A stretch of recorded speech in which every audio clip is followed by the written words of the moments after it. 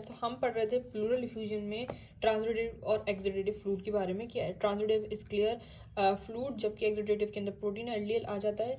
तो ये किस डिसीज में होता है? ट्यूबरक्लोसिस जैसी डिसीज में, जो कि वेस्कुलेचर को डिस्ट्रॉय कर देती है, हमारे ब्लड वेसल्स को, और वॉल को लीकी बना देती है। तो this is the exudative fluid. पर इस प्लूरल इफ्यूजन के अलावा, ट्रांसुडेट और एक्सुडेटिव फ्लूइड के अलावा, अगर ब्लड हमारे लंग पैरेन्काइमा में जो है एक्यूमुलेट हो जाता है तो उसको हम बोलते हैं हीमोथोरेक्स।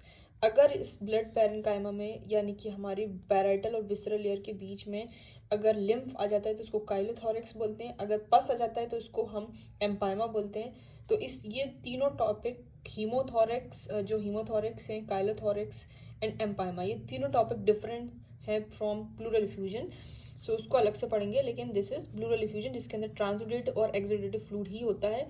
तो ये चीज़ हमने जो ट्रांसुडेटिव फ्लूइड है या फिर एक्सुडेटिव फ्लूइड है, ये एकदम से सडनली नहीं होता, बल्कि ग्रेजुअल इसका होता है। ग्रेजुअली ये लीक आउट होते रहते हैं, and then we came to know by the complaint of the patient that he is suffering, he is having the pleural effusion. हमारे सामने यही कंप्लेंट लेके आएगा कि उसको जो है चेस्ट पेन है, उसको प्लूराइटिक पेन है, कफ हो रहा है। आप जब उसको सिम्टम साइन में देखोगे, आप उसको देखोगे तो वो हाइपोक्सिक कंडीशन में आएगा, टेक एपनिया हो रहा होगा, ब्रेथिंग उसकी फास्ट मिलेगी। तो ये सारी चीज़ें पाल्पेट कर कर देखोगे तो अगर राइट साइड में प्लूरल इफ्यूजन है तो लेफ्ट साइड में ट्रेकिया जो है शिफ्ट हो जाता है। तो ये भी होता है। और दूसरी बात, अगर हम उसको परकस करके देखेंगे, यानी कि परकस करके देखेंगे, तो उसके अंदर, जैसे हमने पता है, जहाँ एयर होती है वहाँ पे रेजोनेंट नोट आती है, जहाँ पे पानी होता है वहाँ पे डल नोट आती है। तो इस केस में पानी है, यानी कि फ्लूइड है, तो वो वहाँ पे आपकी आएगी डल नोट, और स्टोनी डल नोट इसके अंदर होगी, पत्थर की तरह। आप परकस जब करोगे, उसको परकस जब करते हैं, तो फिर आपकी आती है स्टोनी डल नोट। तो ये देख लिया हमने, पाल्पेशन, परकशन, साइन, सिम्टम, तो ये सारी चीज़ें उसके अंदर होती हैं।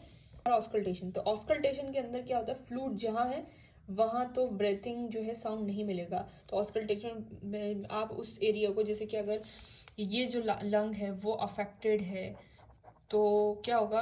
आप उसको ऑस्कल्टेट करोगे तो उस रीजन में जो है साउंड नहीं आएंगे। तो this is about the auscultation. फिर आप एक्सरे में देखोगे तो एक्सरे के अंदर क्या होता है?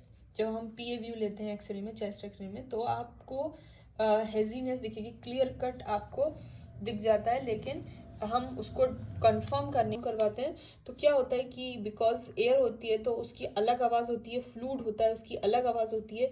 तो आप क्या कर पाएंगे? इकोस में हमें ज़्यादा अच्छे से सुनाई देगा। इवन हमें पता चल जाएगा कि ये ट्रांसुडेटिव फ्लूइड है या फिर ये एक्सुडेटिव फ्लूइड है, ये पूरा क्लियर कट पता चल जाएगा। तो क्योंकि ट्रांसुडेटिव फ्लूइड जब हम इकोस जो है पास होता है, तो वो इकोस में थिन पतला फ्लूइड रहेगा ट्रांसुडेटिव में, तो उसका अल्ट्रासाउंड जो है ज़्यादा इकोस कर रहा होगा, जबकि थिक फ्लूइड, क्योंकि एक्सुडेटिव है तो उसमें कम कर रहा होगा। तो क्योंकि प्रोटीन और एलडीएच की वजह से। तो डायग्नोस्टिक जो है थोरिकोसेंटेसिस, इसका डायग्नोस्टिक जो है टेस्ट होता है, इसी से कंफर्म होगा प्लूरल फ्लूइड एस्पिरेट कर लेते हैं हम।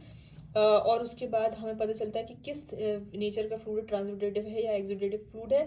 तो ये जो है बहुत ही स्किल्ड पर्सन के हाथ से करना चाहिए। सिटी गाइडेड, अल्ट्रासाउंड गाइडेड हमें एस्पिरेट करना चाहिए। और इसका जो है, नहीं तो हम उसके अंदर इसको नहीं लेके हम ऐसे ही एस्पिरेट कर लें तो हम नॉर्मल टिश्यू को डैमेज कर दें, तो ये भी इम्पॉर्टेंट है।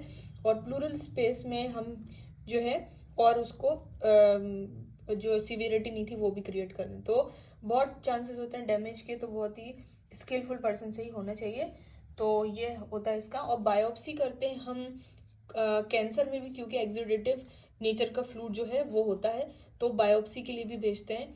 मेलिग्नेंट अगर प्रोलिफरेशन होता है तो उसको रूल आउट करने के लिए भी हम क्या करते हैं? बायोप्सी करवाते हैं। तो इसका मैनेजमेंट ये नहीं कि आप फ्लूइड निकाल लो, बल्कि जो फ्लूइड निकालते हैं तो उसके लिए भी ये क्राइटेरिया कि फ्लूइड, अगर पेशेंट बहुत ज़्यादा हाइपोक्सिक कंडीशन में आया है, सिवियर पेन है, फ्लूइड ज़्यादा है, और एज अ थेरेपेटिक एस्पिरेशन हम लेते हैं, और इसको एकदम से नहीं लेते, उसका एक अमाउंट रहता है, उस अमाउंट में ही लेते हैं। लंग एक्सपांड करेगा और फिर वापस से वो जब एक्सपांड करेगा तो क्या होगा? ये दोनों लेयर में फ्रिक्शन होंगे और वो एडहेजन्स बन जाएंगे। तो ये भी एक मैनेजमेंट का, ये नहीं कि आप फ्लूइड ले लो, बल्कि अंडरलाइन कॉज क्या है इसका, किस वजह से ये फ्लूइड जो है वो प्लूरल कैविटी में आ रहा है उसको ट्रीट करना ज़रूरी होता है कि कोई सिस्टमिक कंडीशन की वजह से आ रहा है या कोई ट्यूबरक्लोसिस की वजह से या फिर कोई कैंसर सेल्स की। तो ये सारी कंडीशन को देखते हुए हमें अंडरलाइन कॉज को ट्रीट करना, ना कि हम उसको फ्लूइड को निकालना जब